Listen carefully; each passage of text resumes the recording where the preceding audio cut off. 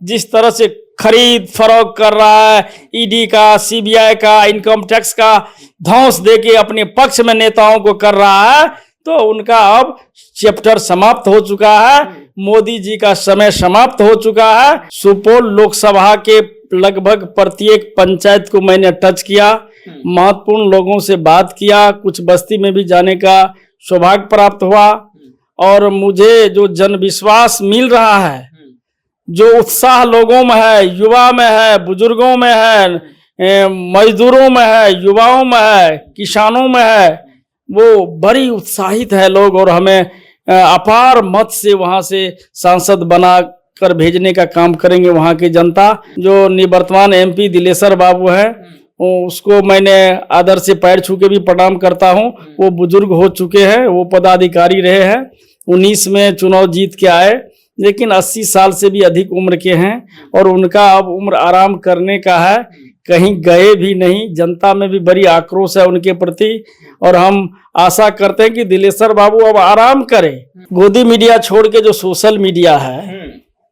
वो तमाम का न्यूज है कि वो 200 पार नहीं कर रहे, 200 से भी नीचे है, 125 150 पर सिमटने जा रहे हैं एनडीए। और उसी का परिणाम है कि हमारे लोकप्रिय मुख्यमंत्री जो एसी एसटी से है, एसटी से है, दलित परिवार से है, आदरणीय हेमंत सोरेन जी को अरेस्ट करते हैं बिना कारण के। और जो बिहार देश के सबसे काम करने वाला सबसे लोकप्रिय मुख्यमंत्री, दिल्ली के मुख्यमंत्री आदरणीय अरविंद केजरीवाल साहब हैं, उनको बिना कारण के अरेस्ट करते हैं भारतीय जनता पार्टी के लोग। और हम गरीबी झेले हैं, गरीबी देखे हैं, गरीबी काटे हैं। और एक गरीब के बेटा को, एक दलित के बेटा को, एक अति पिछड़ा के बेटा को जो सम्मान राष्ट्रीय जनता दल के राष्ट्रीय अध्यक्ष, गरीबों के मसीहा, बेजुबानों की आवाज, देश के मास लीडर आदरणीय लालू प्रसाद यादव जी और युवा सम्राट, बिहार के भविष्य आदरणीय तेजस्वी प्रसाद यादव जी ने जो देने का काम करता है, वो किसी दल में, किसी दल के सीनियर नेता को, अध्यक्ष को, राष्ट्रीय अध्यक्ष को हिमाकत नहीं कर सकता है। सुपौल लोकसभा का मेरा पहला मुद्दा रहेगा कि हम 19 लाख जनता मालिक के बीच हमेशा रहेंगे। जब जनता याद करेगा तब हम उनके बीच रहेंगे और रात दिन जनता के बीच रहेंगे, कदम से कदम मिला के सुपौल के महान जनता के साथ रहेंगे और विकास के गंगा बहाने के लिए हमेशा मैं तैयार रहूंगा। देखिए, 20 दिन पहले हमने जिस खबर को दिखाया था उस खबर पर अब मुहर लग गई है और खबर जो है वो बिल्कुल सही निकली। हमने कहा था कि सुपौल लोकसभा सीट से आरजेडी चंद्रहास चौपाल को टिकट दे सकती है, उम्मीदवार बना सकती है और अब उस खबर पर मुहर जो है वो लग गई है। और देखिए, आरजेडी ने अपने उम्मीदवारों का ऐलान कर दिया है और सुपौल लोकसभा से आरजेडी ने वर्तमान में विधायक चंद्रहास चौपाल को लोकसभा का टिकट जो है वो दे दिया है। चंद्रहास चौपाल जी खुद हमारे साथ हैं बातचीत करने के लिए, हम बातचीत करेंगे। चंद्रहास चौपाल जी, हमने तो पहले ही कह दिया था, बातचीत भी हुई थी हमारी होली से पहले कि आपको उम्मीदवार बनाया जा सकता है और अब उम्मीदवार बना दिया गया है आपको, कितना खुश हैं आप? धन्यवाद जनता जंक्शन न्यूज को। नहीं, मैं अति उत्साहित हूं और हम लोग बड़ी साधारण परिवार से बिलोंग करता हूं और हम गरीबी झेले हैं, गरीबी देखे हैं, गरीबी काटे हैं। और एक गरीब के बेटा को, एक दलित के बेटा को, एक अति पिछड़ा के बेटा को जो सम्मान राष्ट्रीय जनता दल के राष्ट्रीय अध्यक्ष, गरीबों के मसीहा, बेजुबानों की आवाज, देश के मास लीडर आदरणीय लालू प्रसाद यादव जी और युवा सम्राट, बिहार के भविष्य आदरणीय तेजस्वी प्रसाद यादव जी ने जो देने का काम करता है, वो किसी दल में, किसी दल के सीनियर नेता को, अध्यक्ष को, राष्ट्रीय अध्यक्ष को हिमाकत नहीं कर सकता है। और एक दलित के बेटा को जनरल सीट से प्रत्याशी बना के लालू प्रसाद यादव जी और तेजस्वी प्रसाद यादव जी ने इतिहास रचने का काम किया है। इसके लिए मैं करोड़ों बार पान चौपाल समाज की ओर से लालू प्रसाद यादव जी और तेजस्वी प्रसाद जी को नमन करता हूँ, साधुवाद देता हूँ, हृदय से आभार प्रकट करता हूँ।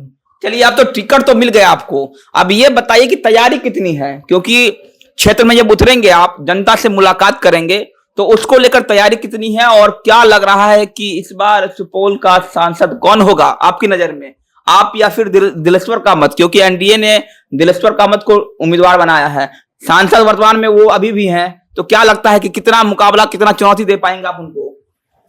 हमको राष्ट्रीय अध्यक्ष जी, हम लोगों के गार्जियन अभिभावक आदरणीय लालू प्रसाद यादव जी और तेजस्वी प्रसाद यादव जी का आदेशानुसार मैंने 1 महीना से सुपौल लोकसभा के लगभग प्रत्येक पंचायत को मैंने टच किया, महत्वपूर्ण लोगों से बात किया, कुछ बस्ती में भी जाने का सौभाग्य प्राप्त हुआ और मुझे जो जनविश्वास मिल रहा है, जो उत्साह लोगों में है, युवा में है, बुजुर्गों में है, मजदूरों में है, युवाओं में है, किसानों में है, वो बड़ी उत्साहित है लोग और हमें अपार मत से वहां से सांसद बना कर भेजने का काम करेंगे वहां की जनता।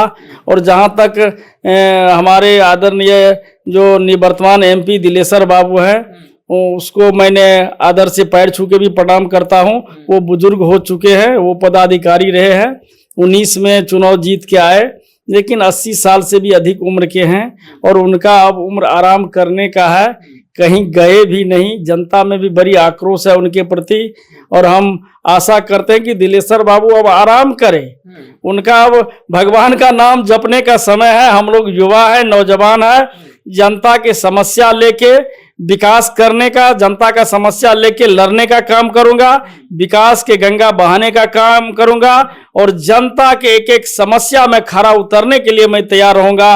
और सिंहेश्वर विधानसभा में भी हम अपने गांव में रहते हैं और हमेशा जनता के बीच में रहते हैं, आम आदमी की तरह रहते हैं और रात दिन सिंहेश्वर विधानसभा में घूमने का काम करते हैं। लेकिन लगता है कि मोदी लहर में जीतना मुश्किल होगा, क्योंकि मोदी लहर चल रही है देश में और तमाम लोग कह रहे हैं कि खुद बीजेपी के लोग कह रहे हैं अब की बार 400 पार और बिहार में 40 के 40, तो ऐसे में कितना मुश्किल होगा आपके लिए? तमाम गोदी मीडिया छोड़ के जो सोशल मीडिया है वो तमाम का न्यूज है कि वो 200 पार नहीं कर रहे, 200 से भी नीचे है, 125-150 पर सिमटने जा रहे हैं एनडीए। और उसी का परिणाम है कि हमारे लोकप्रिय मुख्यमंत्री जो एसी एसटी से है, एसटी से है, दलित परिवार से है, आदरणीय हेमंत सोरेन जी को अरेस्ट करते हैं बिना कारण के। और जो बिहार देश के सबसे काम करने वाला, सबसे लोकप्रिय मुख्यमंत्री, दिल्ली के मुख्यमंत्री आदरणीय अरविंद केजरीवाल साहब हैं, उनको बिना कारण के अरेस्ट करते हैं भारतीय जनता पार्टी के लोग। और हमारे जो मुख्यमंत्री थे हम लोगों के गठबंधन में, नीतीश कुमार जी, उनको प्रलोभन दे के, डरा के, धमका के अपने पक्ष में कर रहा है। इससे लग रहा है कि भारतीय जनता पार्टी के लोग हतोत्साहित है, डरे हुए हैं, उनको 100 से अधिक सीट होने नहीं जा रहा है। जिस तरह से खरीद फरोख्त कर रहा है, ईडी का, सीबीआई का, इनकम टैक्स का धौंस देके अपने पक्ष में नेताओं को कर रहा है, तो उनका अब चैप्टर समाप्त हो चुका है, मोदी जी का समय समाप्त हो चुका है। अब वो जो बोले थे कि हम झोला उठा के चल देंगे, तब वो विदेश भागने वाले हैं। जिस तरह से विजय माल्या वगैरह वगैरह जो पूंजीपति है यहाँ से भागने का काम किया है, उसी तरह से यह भागने वाले हैं, अब चलने वाला नहीं है। बहुत नफरत का राजनीति हो गया है, अब प्रेम का, भाईचारा का यह राजनीति चलेगा। मोहब्बत की दुकान, मोहब्बत का, जो राहुल गांधी जी कहते हैं कि मोहब्बत का दुकान खोलेंगे, वो मोहब्बत से देश चलेगा, संविधान से देश चलेगा, भाईचारा से देश चलेगा। डेमोक्रेसी का मतलब यही होता है। अंतिम सवाल रहेगा, सुपौल लोकसभा में क्या मुद्दा रहेंगे और किस मुद्दे को लेकर आप चुनाव लड़ेंगे? सुपौल लोकसभा का मेरा पहला मुद्दा रहेगा कि हम 19 लाख जनता माली के बीच हमेशा रहेंगे। जब जनता याद करेगा तब हम उनके बीच रहेंगे और रात दिन जनता के बीच रहेंगे, कदम से कदम मिला के सुपौल के महान जनता के साथ रहेंगे और विकास के गंगा बहाने के लिए हमेशा मैं तैयार रहूंगा। देखिए, साफ तरीके से विकास की गंगा बहाने के लिए मैं हमेशा तैयार रहूंगा।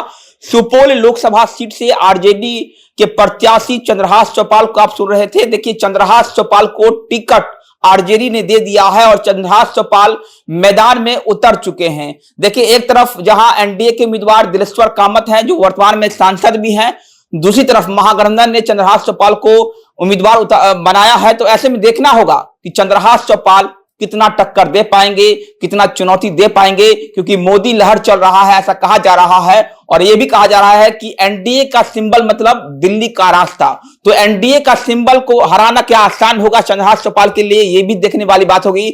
हालांकि जब 4 जून को रिजल्ट आएंगे, परिणाम आएंगे, तब सब कुछ साफ हो जाएगा। फिलहाल चंद्रहास चौपाल ने सुपौल लोकसभा सीट में अपनी दावेदारी जो है वो झोंक दी है।